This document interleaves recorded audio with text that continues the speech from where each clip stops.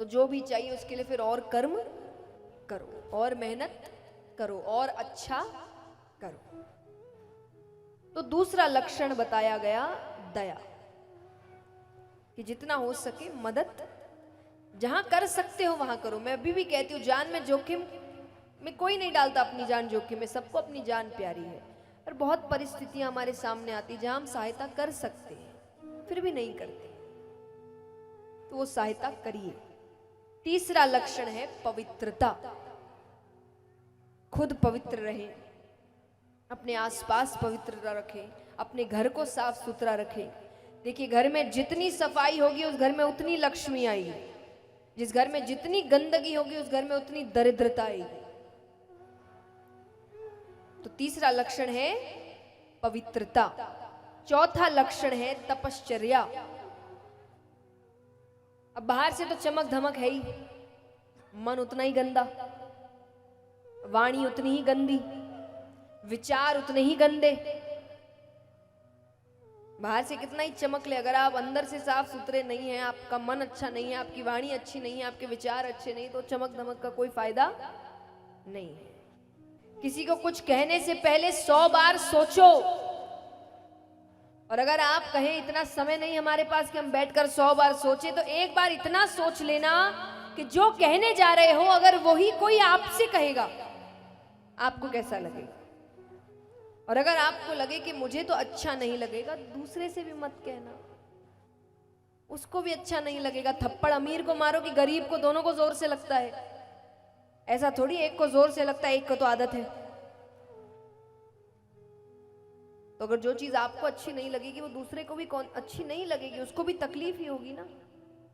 और याद रखना, ये दुआएं बद्दुआएं कैसे काम करती है। दुआ क्या है? आपने किसी का भला किया, उसने आपको दिल से दुआएं दी।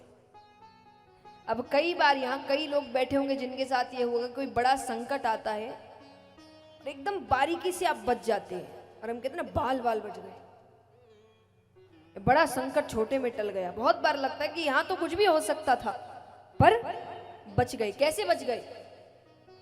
किसी ने, आपने किसी का बहुत भला किया था, उसने आपको दिल से दुआएं दी थी, उस दिन वो दुआएं आड़े आ गई। वैसे ही बद्दुआएं काम करती है कि मान लीजिए आपने किसी कार्य के लिए बहुत काम किया है, अब वो कार्य सफल होने ही वाला है, आपको लग रहा है बस सब ठीक हो रहा है, और अचानक से सब बिगड़ जाता है। और आपको लगता है अभी तक तो सब ठीक था, ये क्या हो गया?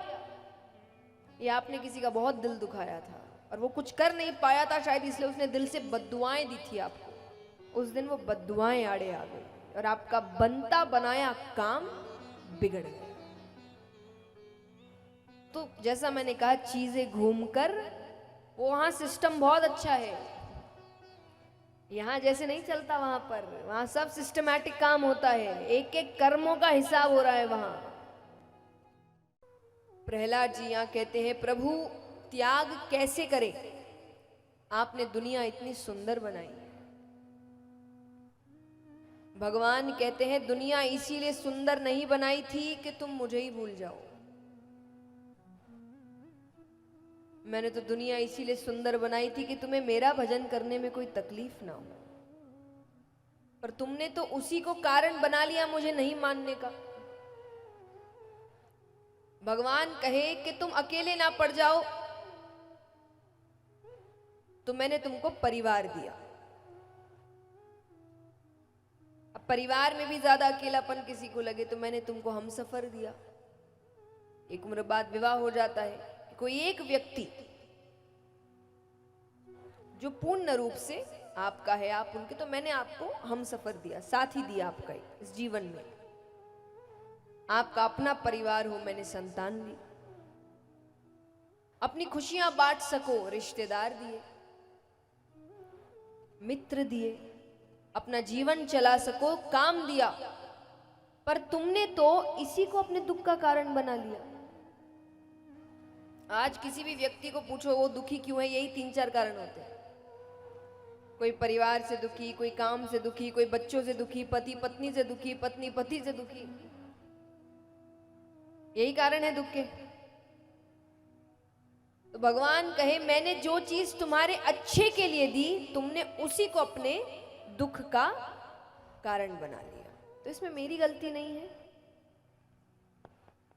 उदाहरण स्वरूप एक सेठ जी है, बहुत धर्म का काम करते हैं, उनको पता चलता है किसी गांव में पानी की बहुत किल्लत है, तो उन्होंने वहां एक कुआं बनवा दिया। अच्छा किया, सब गांव वालों को बहुत आसानी हो गई। अब कुछ दिन बाद उसी कुएं के पास कुछ बच्चे खेल रहे हैं, उसमें से एक बच्ची का पैर फिसलता है, वो कुएं में गिर जाती है, मृत्यु हो गई उसकी। अब उस बच्ची के पिता कहे सेठ जी की वजह से मेरी बच्ची मरी, ना तो ये कुआं बनवाते ना बच्चे इसमें गिरते। तो सेठ जी ने कुआं इसीलिए बनवाया था कि बच्चे आए गिर जाए।